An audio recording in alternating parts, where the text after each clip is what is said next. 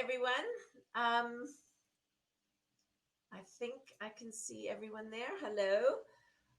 Thank you very much for joining us. And there's David. Hello, David. Hey, Kezia. You've been patient. I'm sorry we were a little bit late. And I think a lot of people now are quickly jumping from the keynote into this session.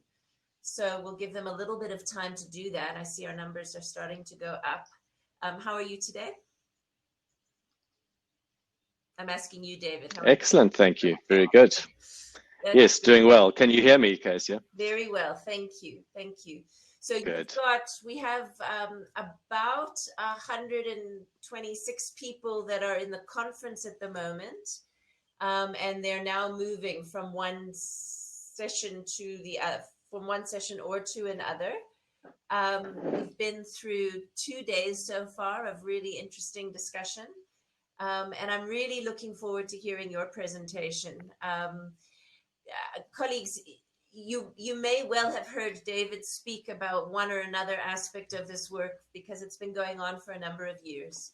Our website, if you go onto our website and go to the Housing in the Economy project page, all of the work is there, and it is detailed and broad at the same time.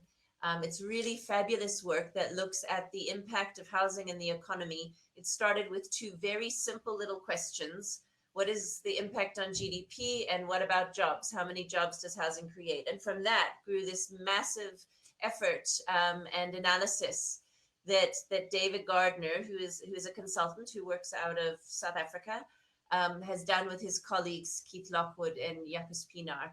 I'm going to hand over to you now, David. I think you can take us forward. Thank you so much. You've got half an hour. Excellent. Okay, thanks. Good. Please, can someone just let me know that you can see the presentation? Yes, I can see it. It's there. Excellent. Excellent. Good. Well, thank you for that intro, Kezia. Yes, it has been a fascinating few years. And given that I've done a number of these presentations with a high level of technical detail, I've taken a slightly different tack in response to the question that was posed for this presentation, which is motivating for housing with the housing economic value chain. In that it's not going to be as detailed and statistical as some of the other presentations have been. And I think that's also probably tribute to the virtual platform. Maybe less. What I'm rather going to do is and thoughts about the work and find that work if you have a specific country or a very detailed question that you need answered around motivating for housing in the economy. As Kezia said, we have done work in South Africa and Tanzania, Ghana, Cote d'Ivoire complete. So there's a huge body of technology as together to make this work slightly more handleable. Essentially, this work is based on looking at a methodology for assessing the economic contribution of housing and undertaking cross-country housing in a way that we have some type of consistency of approach, whilst recognizing that in Africa, particularly, this is a systems for analyzing impact of housing on the economy, and soon recognize that in our context, the data just does not exist. And as a result of that, we needed a different approach for us to be able to access that information. But in the process of looking and developing that methodology, we have really developed some fantastic insights into what housing does mean and why housing is important in a developing world context. So we want today to take you through some of those issues and to go and collect some of the more detailed information on the website.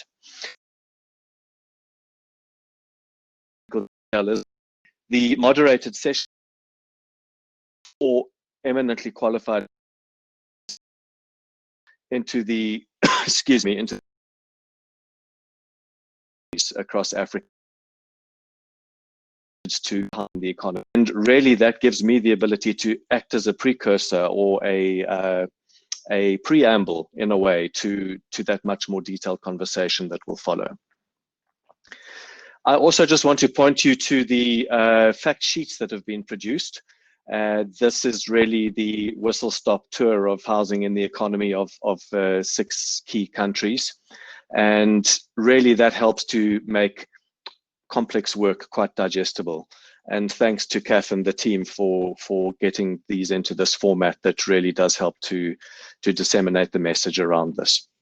What I want to do today is look at the 3 arguments for housing from an economic perspective, looking at the housing economic value chain in a bit more detail, then stepping into a conversation around housing multipliers and value addition in housing, then moving on to looking upstream in the housing value chain, specifically around the inputs that come into housing from other economic sectors, then considering issues of gross fixed capital formation or the economic engine that housing creates, and then some concluding thoughts around how do we create and capture the value of housing in economic systems in specifically Africa's context.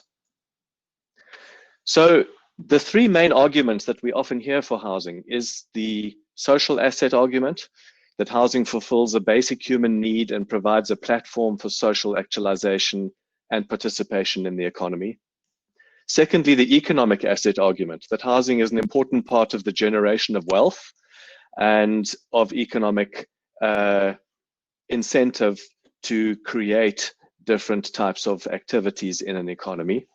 And it is generally most households' largest single asset by the time they get to the end stage of their lives. And then thirdly, the issue of housing as an economy builder, that in the process of creating and managing housing, construction happens, trading and rental of housing happens, and these have deep ties in all areas of the economy, continue to be stimulated throughout the life of that housing asset. So in simple terms, those are quite intuitive to us that might be the case. But I think what is important is to think through how these things happen in the world of housing on a day-to-day basis. Because what is critical here is that the arguments for housing need to go beyond the housing that is created in the formal economy and needs to bear in mind every single housing action and reaction that happens throughout an economy. So the 10-step cycle on the right-hand side of the slide gives a sense of what happens when people engage in housing. Number 1, household savings and resources and income is spent on housing rather than on other things, be it cell phones or food or education or any other good. And in a way, it becomes clear that that is a very prudent investment for many reasons that are not often immediately made aware to the person making the investment. Secondly, that creates a long-term household investment stream, which ultimately assists to develop housing for more households, number 3, which in turn, number 4, generates regular and escalating household income, either because that household is no longer paying rent, or because in fact that household is receiving rent or goods in kind for the housing that is being produced. 5th, economic value is added to the economy during construction. The very act of building housing, as you will see later in the presentation, creates a massive amount of follow-through activity. 6th, the inputs stimulate upstream sectors to a very significant extent, and perhaps in developing economies to an extent we never really thought possible. The work that we've done has showed how, in fact, this very deep and very broad spectrum economic stimulation continues long after the specific investments have ended. Number 7, this creates a fixed capital engine in the economy that continues to grow. Housing is the basis of life, and in many cases, specifically in developing economies, the basis of all economic activity, not just the place where one lives with one's family. 8th, this stimulates demand for other linked goods and services. Seldom is a house complete and seldom is a household confident or comfortable to stay in one place in terms of their investment in goods and services surrounding the housing economy. So it is an investment which is never done, which continues to grow. Ninth, one that is often overlooked, is that the housing economy stimulates massive amounts of service and taxation stimulus in the governmental sector. And a well-managed economy can be a nest egg of significant investments going forward for governments themselves at all three levels: national, provincial, or regional, and local as well. And then 10th, this creates a base for further household investment. Once one is done with a house, it is inevitable one will look towards the next house or the next property or the second story or the unit in another part of town, or in fact, that unit even in another part of the world. So those three arguments for housing lead to a very complex interrelationship across the economy of every activity. And please take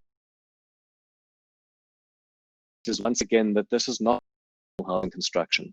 In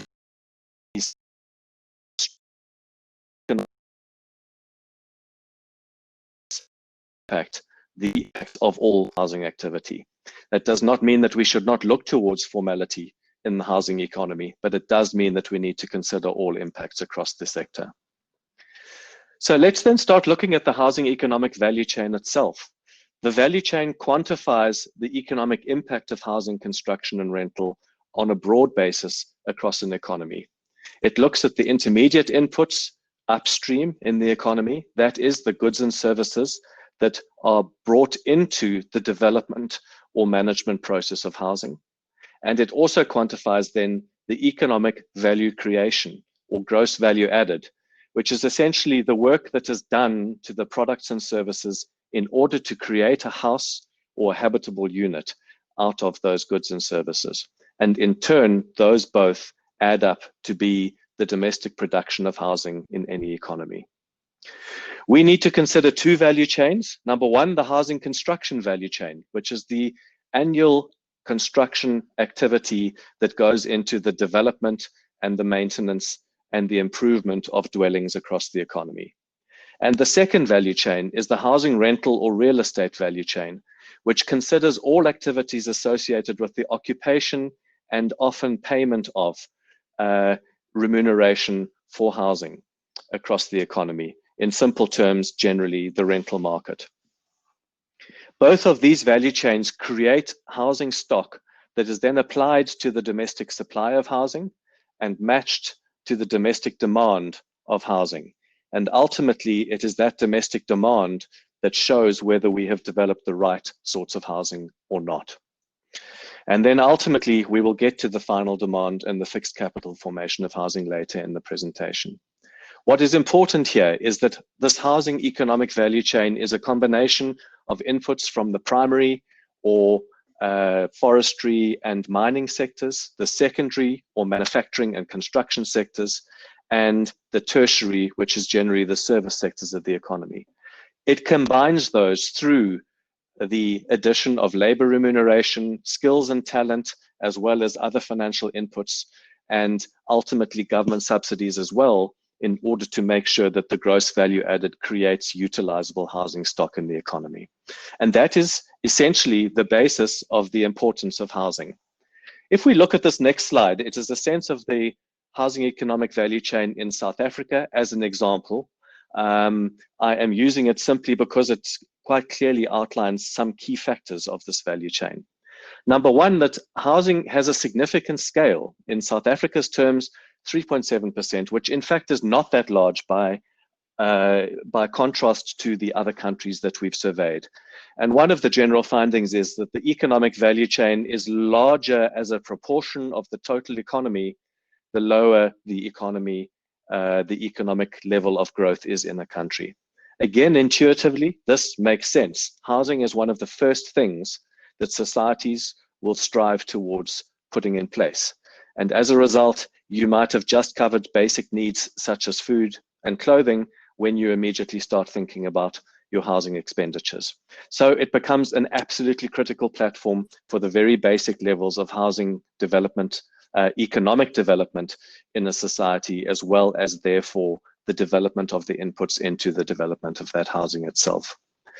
What is also interesting is that the often balanced intermediate inputs between manufactured goods from the secondary sectors and service goods from the tertiary sectors, where we see a huge balance. Housing has a very democratic relationship to our two most important industrial and service sectors of our economies. And specifically, that is balanced even further when one looks at the impact of construction and rental in an economy. Construction favoring the secondary or manufacturing sector inputs, and rental favoring the tertiary sectors of the economy. There is also, across Africa, a relatively low import leakage of inputs into housing. So most of the goods that go into housing are built or manufactured or provided in country. And that is an absolutely key impact as well of this sector, that it really does build local economies. And we need to do whatever we can to continue to provide the platform for it to do so. There is import leakage. And in fact, the higher up the housing ladder we go, the more likely there is to be leakage. Until we get to the very high luxury end, we could be looking at 25 to 30% of imported inputs. And we need to all ask ourselves the question, is it necessary to have imported inputs in economies which are eminently capable of producing goods and services of similar quality locally as well? And then it is also important to note the balance between gross fixed capital formation and household consumption at the very end, the bottom right of the slide, which is really saying in a more balanced and developed housing economy, you will have a link between those people who own their houses and those people who access housing on the rental market. In most of Africa, we have an enforced rental market where people have limited option or opportunity but to rent. But at the same stage, we must never forget the power of rental to provide a whole new level of not only housing provision and formality, but also economic development and growth.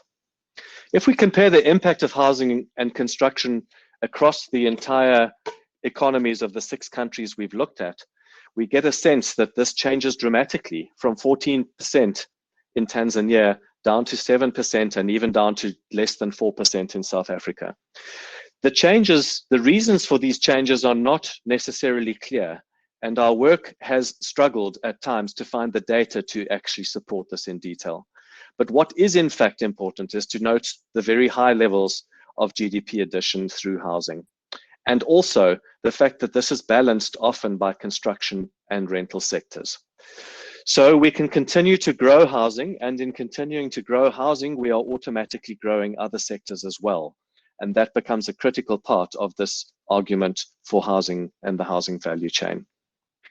Ultimately, also, we need to consider that the housing economic value chain does not end only with the direct impacts of the houses that are produced and the goods that are put into those houses.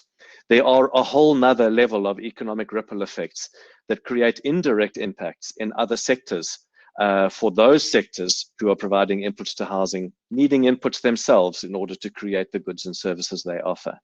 And indeed, the induced impact, a healthy and developing economic sector around housing, construction, and rental generally stimulates wages, profits, and various other inputs into the economy, which will ultimately stimulate the economy overall. So those initial figures from the previous slide are in fact enhanced significantly if one considers the entire impacts of housing in the economy. Looking at the housing multiplier and value addition, multipliers indicate the power of an investment in housing. For every rand that one invests in a house or in a component of a house, one gets out more than double that from the processes of developing housing in an economy. And the value addition in housing is very high. Assembling intermediate inputs into housing creates significant economic value. Real estate sector growth continue to drive high multipliers and also to drive employment, both formal and informal, in the housing, construction, and rental sectors. Just briefly looking at some of those multiplier and value additions, we're looking at capturing investment and that investment rippling through the economy in order to create these large multiplier impacts. This creates domestic growth due to the value chain impacts in a market and stimulates value creation in local economies, generating the skills and employment that are needed to continue to grow those housing sectors. So let's then briefly look upstream at the intermediate inputs. We've discussed the importance of the goods and services being invested in housing. What we then need to look at very carefully is what this means in terms of the secondary and manufacturing sectors and the tertiary or services sectors of the economy. The value chain for housing should be driving affordability and access through ensuring maximum locally manufactured inputs. Where there are imports which could logically be produced locally, that would be an important part of starting to look at how one develops upstream industries to support housing. As many countries ramp up very ambitious housing targets that we would expect to see after COVID during the economic recovery process, one is going to need to think very carefully about what impacts that has on these other sectors too, because the number of housing units or investments that can be made is in fact hamstrung by the amount of capacity in the input sectors to be able to supply into that. Another key issue here is that many of the value chain intermediate inputs are low-tech multi-sectoral inputs. So this is not about, for instance, the assembly of TVs creating a particular impact for one type of skill. A housing development program will develop a whole range of skills across the skills profile and a whole range of product requirements across the manufacturing sector process as well. And in addition, we need to consider the need to look at import substitution opportunities where those will not further upset the economic outcomes of a value chain itself. So if one compares the composition of the housing construction and housing rental value chains by country, what is clear to see is that on the left-hand side, we have a pretty balanced view of intermediate inputs versus gross value added in housing construction. And this really gives a sense of the roughly half-half perspective of investment in housing, half going to of manufacturing and service sectors of that economy, and half going towards the development of the construction sector and the construction inputs and the capital markets around the development of construction activity. Whereas from the housing rental perspective, one sees a huge variance there across the different countries. And this really has implications for the nature of tenure and the nature of governmental support and the maturity of housing rental or real estate markets in these different countries. As housing markets grow in stature, one would see a more balanced view of the impacts of housing, real estate, or rental in an economy as well. So it is important to bear in mind that construction and rental offer these different services, but in much of Africa, there is even more work to be done on the rental value chain than there is on the housing construction value chain in terms of its development. CAF has done a lot of housing cost benchmarking work, and this has assisted us to look at the relative country costs of housing, as well as the inputs to the costs of housing. Many of you would have seen these graphs, so I won't spend much time on it, but suffice it to say that that graph indicates the breakdown of 7 major elements of housing construction: land costs, infrastructure, compliance costs, construction costs, other developmental costs, developmental overheads, and value added or sales tax. And what is clear from that is that exactly the same house can have extremely different costs in different countries across Africa. And what that essentially means is that the inputs that we are putting into housing and the ability to assemble housing is not equal in all countries.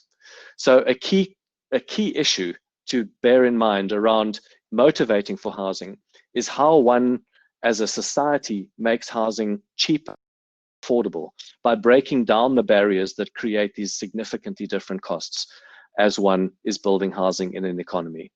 It really is quite something to think that housing can cost almost double in relative US dollar terms between countries in sub-Saharan Africa alone, just because of the differences in input costs, for instance, of construction input materials or land costs, or the vagaries of other aspects of, for instance, development blockages and bottlenecks. The figure on the right then indicates our work around looking at what house. And this is also very interesting to get a sense of these sorts of industries which are stimulated through the development of housing. And clear here is that in the conventional construction methodology, cement and cement products, electrical components, plastics, steel, and then the basics of sandstone and timber are unsurprisingly some of the most important inputs into the housing construction process. But what is critical is almost all of these are products that do not need to be imported and can be developed locally. And in many countries in Africa, our comparative information shows that there is actually export markets developing for many of these basic products as well, if not within the region, even to some extent to international markets as well. So developing a solid local housing market creates major opportunities for internationalization and export as well at the same time.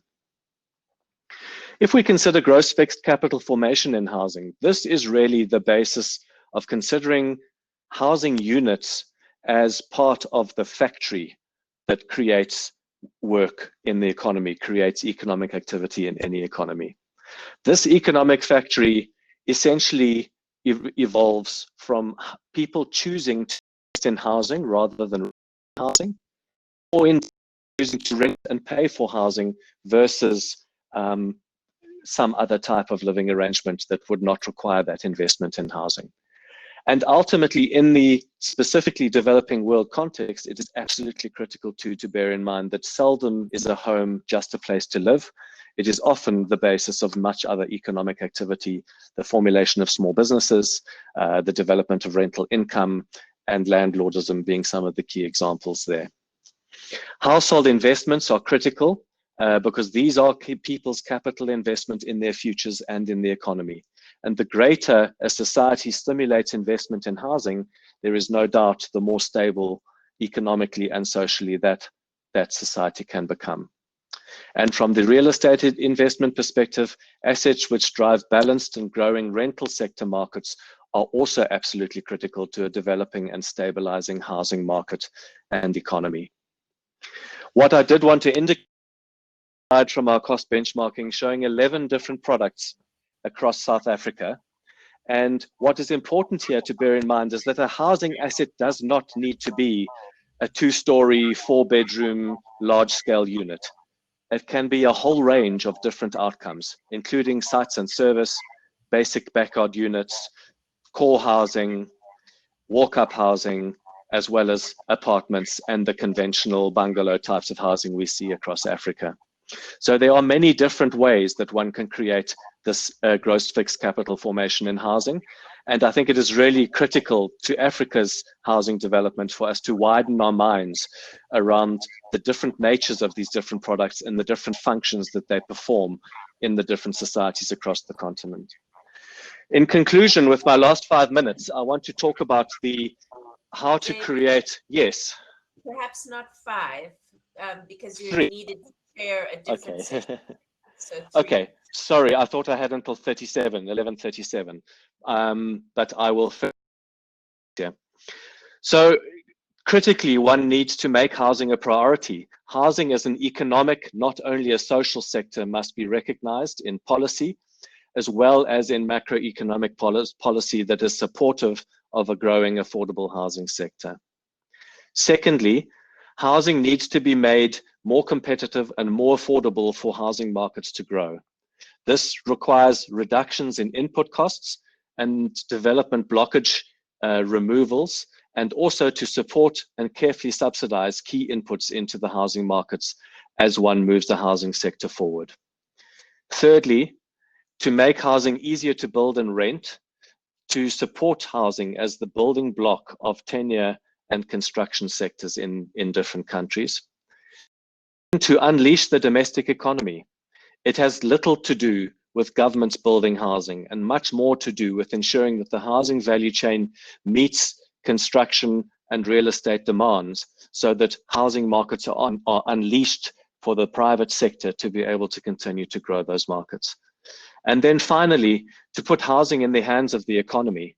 To drive innovation in the housing economy, we need to let the market and households decide how to make it work. And we need to ensure we have very clear, unambiguous, and often simple supportive mechanisms for government subsidization and involvement in those housing markets. Kezia, I will leave it there. That's fantastic, David. Thank you so much. You've generated so much interest, and your session has just grown as you've been speaking. A number of questions in the chat, and I'm sure that everybody will be very happy to hear the discussion that's now moving on in the next room. And I think people where the question that you were asking wasn't answered in the course of David's presentation, you can raise that in the panel discussion that he is leading just now. And David, you'll then moderate the comments. You'll review the comments in the chat as you moderate the discussion. Can I invite everybody? I'll do that. Please now move to the other session to go and click on sessions, and you can choose which of the ones there that you want to follow up on. For the speakers and the panelists, do that as well. Excuse me. You need to enter into the new room. Thank you so much. Bye-bye.